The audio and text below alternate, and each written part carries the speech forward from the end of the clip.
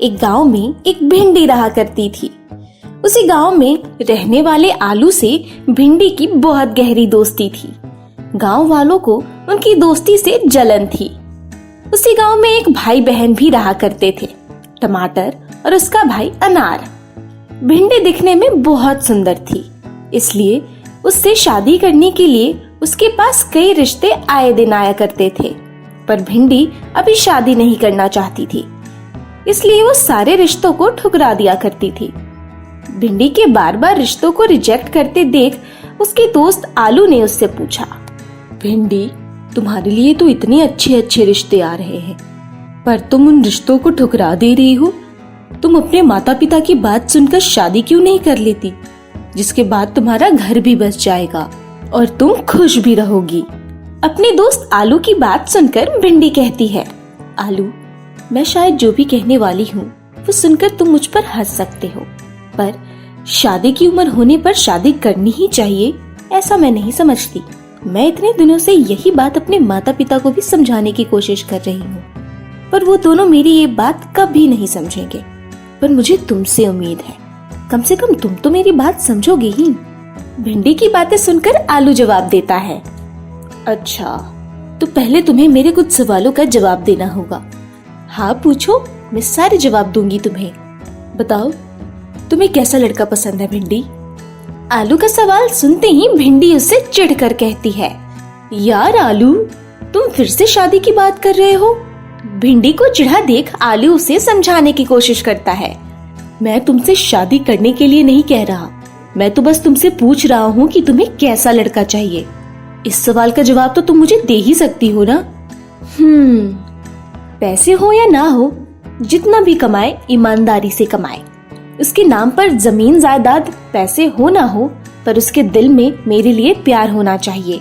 मेरे भी जीवन में कुछ लक्ष्य है। अब तक तो मेरा सारा समय पढ़ाई में ही चला गया। अब जब मैं अपने लक्ष्य के बारे में सोच रही, तभी मेरी शादी की बातें हो रही। मुझे लगता है हर लड़की के साथ यही होता है। मुझे ऐसा लड़का चाहिए जो मेरे लक्ष्य और मेरे सपनों को पंख दे, मेरा मन रखे, ना कि मुझे सिर्फ नौकरानी समझकर अपने सारे काम करवाए। भिंडी की इन बातों को सुनकर आलू भावुक हो गया और उसने भिंडी से पूछा, भिंडी, मैं तुम्हारी तकलीफ समझ सकता हूँ, पर एक बात बताओ, तुम्हें ऐसा लड़का मिला तो क्या तुम उससे शादी कर लोगी? इस पे भिंडी कहती है, हाँ, जरूर कर लूंगी। भिंडी की हामी सुनते ही आलू उसे अपने दिल की बात कहने के लिए राजी हो जाता है। दरअसल आलू सिर्फ भिंडी का बेस्ट फ्रेंड ही नहीं, बल्कि वो उससे बहुत प्यार भी करता था, पर अपनी दोस्ती की वजह से उसे कभी कुछ बोल नहीं पाता था। पर उस दिन आलू ने हिम्मत करके अपने दिल की बात भिंडी के सामने रख दी। भिंडी, मेरे पास ज्यादा धन नहीं, पर मैं ईमानदारी से रहता हूँ। मेरे पास घर बार जायदाद नहीं, पर मैं तुम्हें पलकों पर बिठा कर रखूंगा। तुम्हारे सपने और लक्ष्य के आड़े नहीं आऊंगा। तो क्या तुम मुझसे शादी करोगी? क्या तुम सच कह रहे हो आलू? तुम जैसा लड़का तो किसी किस्मत वाली लड़की को ही मिलेगा। अगर बात तुमसे शादी की हो रही होती तो मैं उछलते कूदते तैयार हो जाती। बेकार में ही मेरे घर वाले बाहर रिश्ते ढूंढ रहे हैं। आलू के प्रस्ताव को भिंडी ने तुरंत मान लिया, जिसके बाद उन दोनों की शादी भी झटपट हो गई। इसके बाद उन दोनों ने साथ में अपना नया जीवन शुरू किया।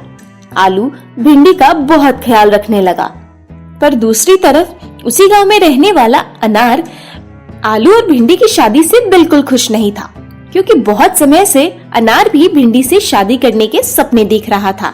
अनार ने तय कर लिया था कि चाहे जो भी हो, वो भिंडी और आलू के बीच में दरार डालकर रहेगा।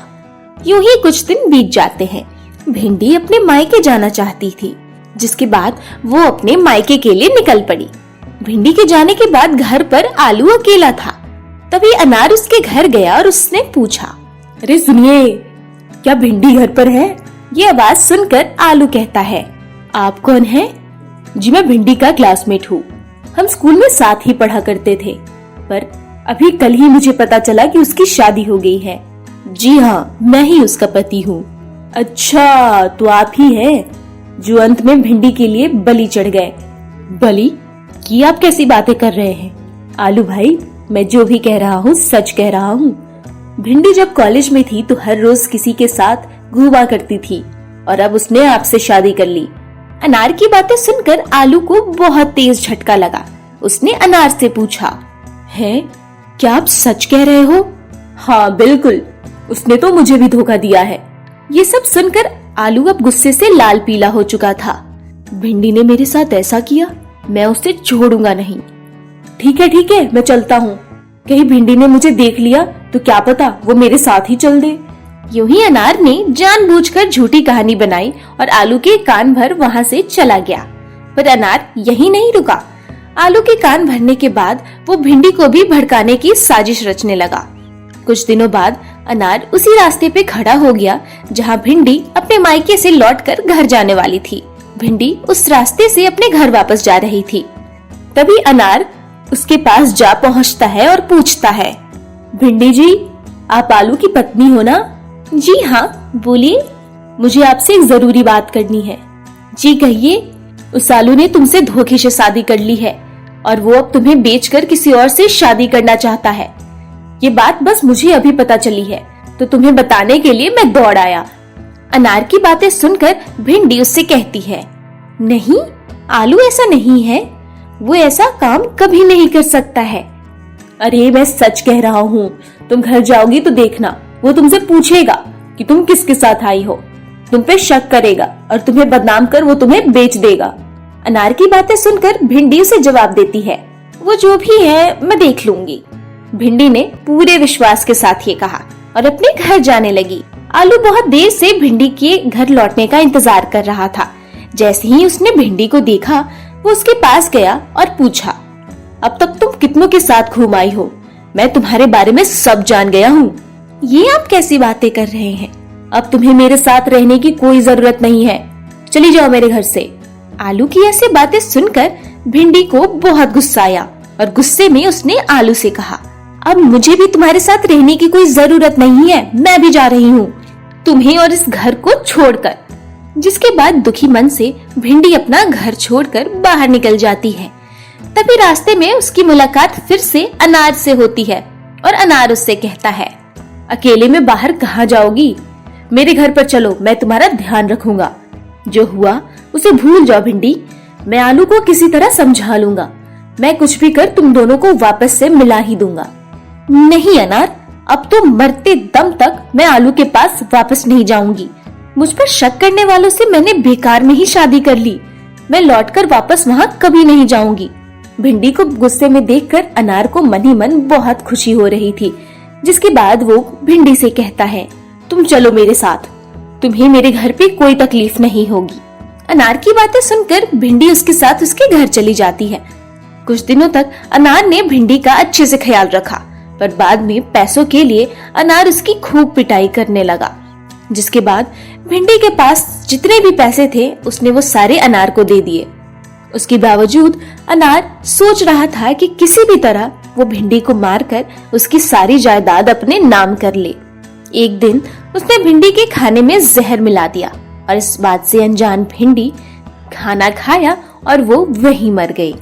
तो इस कहानी से हमें ये सीख मिलती है कि चाहे कुछ भी हो जाए, हमें दूसरों की बातों में नहीं आना चाहिए। जो हमारे अपने हैं, हमें उन पर विश्वास रखना चाहिए और हमेशा सोच समझ कर ही फैसला लेना चाहिए।